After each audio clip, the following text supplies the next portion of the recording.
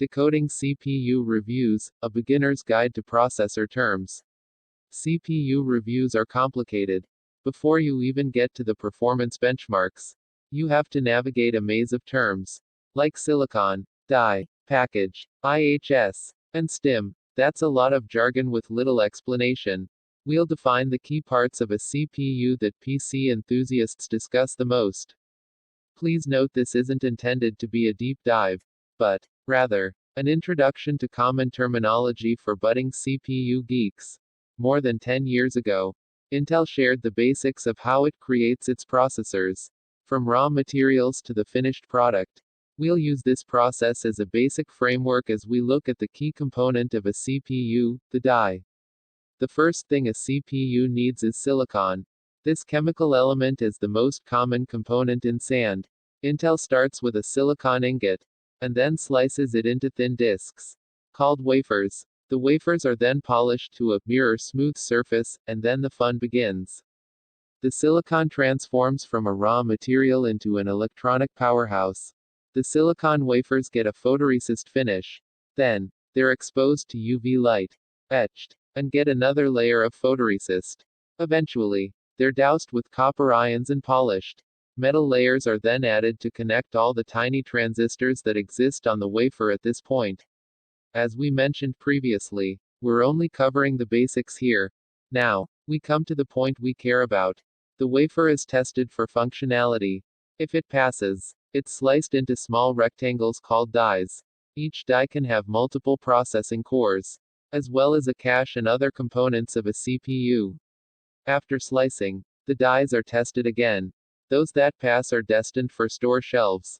That's all a die is, a little piece of silicon loaded with transistors. That's the heart of any processor. Every other physical part helps that little piece of silicon do its job. But, here's the kicker, depending on the processor you get, a CPU can have either one or multiple silicon dies.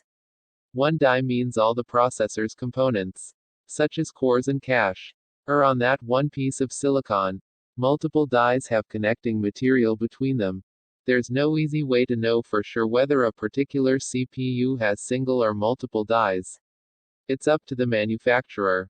Intel is famous for using a single die for its consumer processors. This is called a monolithic design. The advantage of a monolithic design is higher performance, since everything is on the same die and there's little delay in communication. However, it's harder to make advances when you have to pack smaller and smaller transistors onto the same size of silicon. It's also harder to produce single dies that perform with all cores firing, especially when we're talking about 8 or 10 cores. This is in contrast with AMD. The company does make some monolithic processors, but its Ryzen 3000 desktop series use smaller silicon chiplets, which currently have 4 cores on the silicon. These chiplets are called a core complex, or CCX. They're packed together to make a larger core complex die, CCD.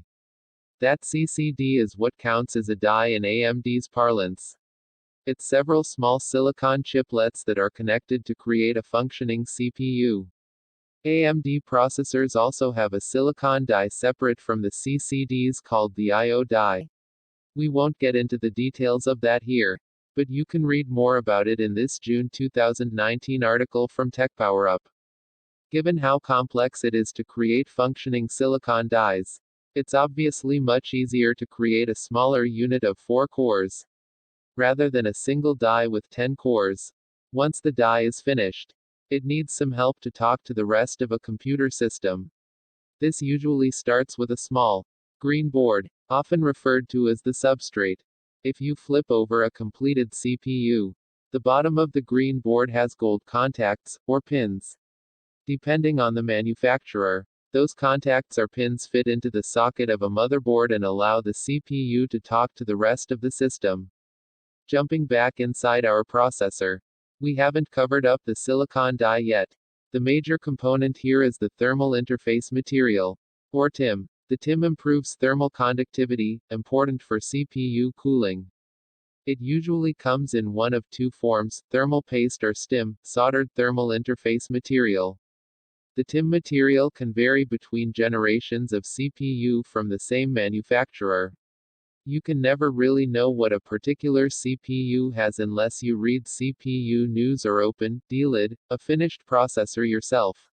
For example, Intel used thermal paste from 2012 through 18, but then started using sTIM on its upper range, 9th generation core processors. Finally, on top of the package, there's an integrated heat spreader, or IHS. The IHS spreads out heat from the CPU onto a larger surface area to help reduce the CPU's temperature.